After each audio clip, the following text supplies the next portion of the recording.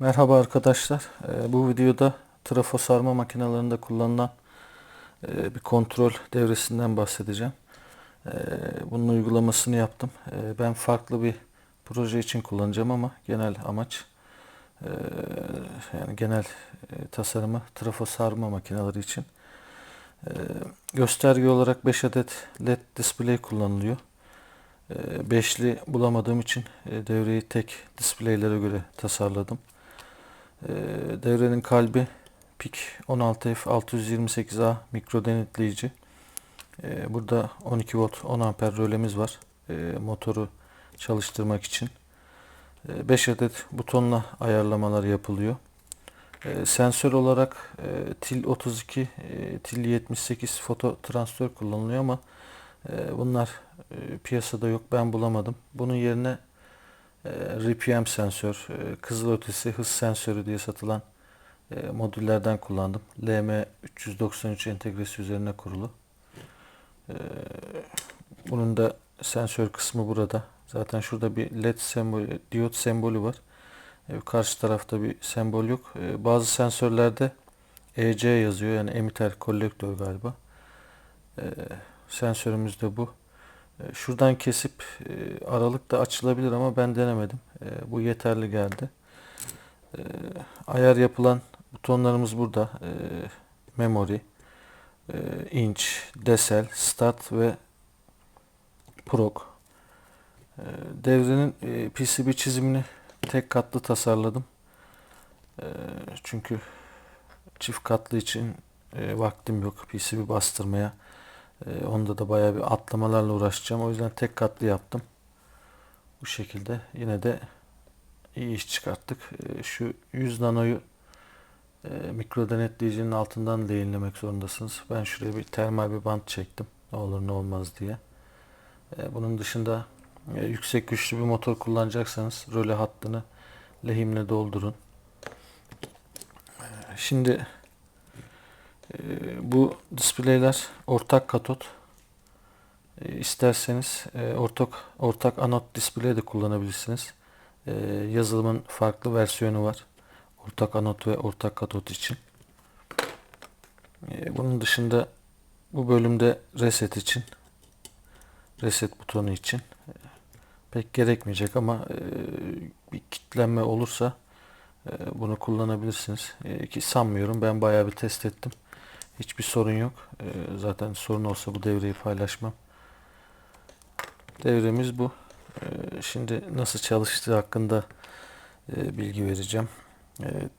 Testleri de yapacağız. Şimdi devrenin çalışmasından bahsedeyim. Daha sonra motorlu teste geçeceğiz. Öncelikle enerji veriyorum. İlk enerji geldiği zaman burada ekranda son satırda 0 değerini görüyoruz. Burada memory tuşuna basınca en son kaydettiğimiz değer görünür. Yani en son hangi değeri belirlediysek görmek istersek memory tuşuna basmamız lazım. Bastıktan sonra bu ekranda kalıyor. Ben en son 6 belirlemişim. Yanındaki inch butonuna bastığımız zaman buradaki değeri arttırıyoruz. 1'den 9'a kadar. Yanıp sönüyor. LED display burada yanıp sönüyor. Yanındaki decel tuşuna bastığımız zaman satır kaydırıyoruz. Yani satır atlatıyoruz. Bir satır atlattıktan sonra buradan da ayarlamayı yapıyoruz. Çok yüksek değerler belirleyeceksiniz. Decel ile ilerliyoruz. Son satıra kadar gidiyor. Tekrar basınca başa geliyor. Sondan başa. Ondan sonra bu belirlediğimiz değeri kaydetmek için burada proc butonuna basıyoruz. Artık değer kaydedildi EPROM hafızasına. Enerji kesilse de bu silinmez. Sonrasında çalıştırmak için start tuşuna basıyoruz. Gördüğünüz gibi röle çekti. Ben burada ölçü aletini bağlamıştım. Röle kontakları kısa devre oldu. Şu an bu hat üzerinden motor çalışacak. Şunu ayırayım. Buradan da algılama yapacak. İşte mile bağladığınız parçaya göre sayım yapacak. İstenilen değere ulaştığı zaman rölenin enerjisini kesiyor, röle bırakıyor. Bağlı olan ne varsa çalışmayı durduruyor. Sistemin çalışması bu şekilde. Şimdi motorlu bir test yapacağım. Basit bir düzenek kurup motor üzerinde de nasıl çalıştığını göstereceğim. Devrenin testini yapalım. Şöyle basit bir düzenek kurdum. Motorun üstüne bir siyah bir bant yapıştırdım. Enerji verelim. İlk açıldığında 0, display'de 0 yazıyor son satırda.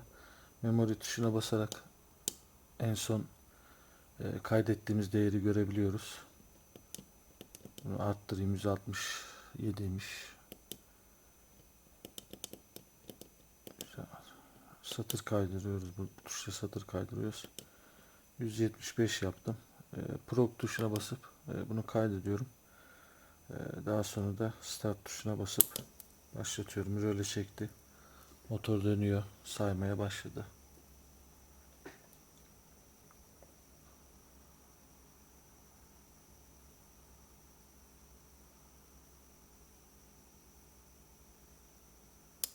Evet. 175'te durdu. Biraz daha küçük bir değer yapalım. Kaçırdım satırı.